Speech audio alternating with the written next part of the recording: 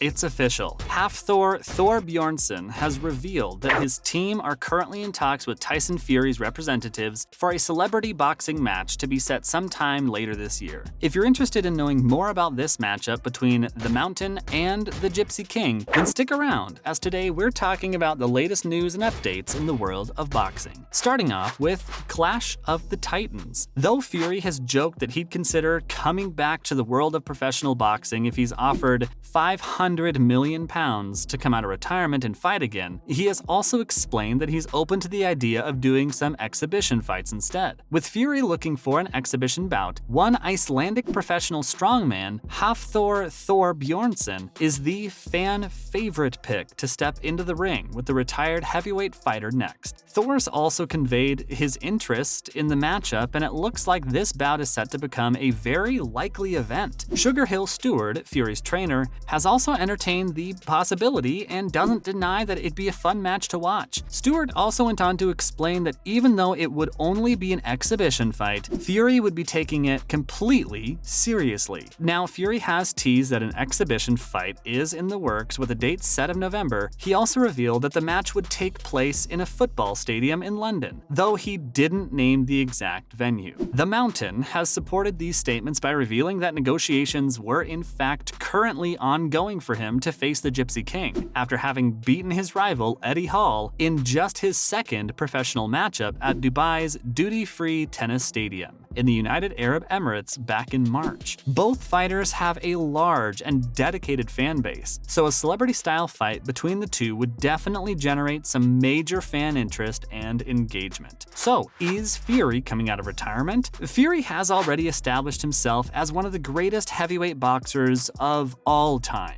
He's looked amazing over the past few years, especially in all of his knockout victories over Deontay Wilder. After Fury's win over Dillian Whyte last April, he officially announced his retirement from the sport. However, not many expected him to stay completely removed from combat sports as a whole. Fury continues to issue challenges to other fighters, with the most recent one being the one we're talking about today. This would be a very interesting matchup, since both men are massive fighters and boast equally massive social media followings. For Bjornsson, taking on Fury would definitely be a tough challenge, but it's still an opportunity to be relished. After all, considering he used to be the world's strongest man, Thor's no stranger to pushing his body beyond human limits. On that note, what advantage does Bjornsson have over Fury? The most obvious one is simply that he's one of the strongest people in the world. He has a grip strength so high that he can shatter a human skull with his hands. This means that he can hit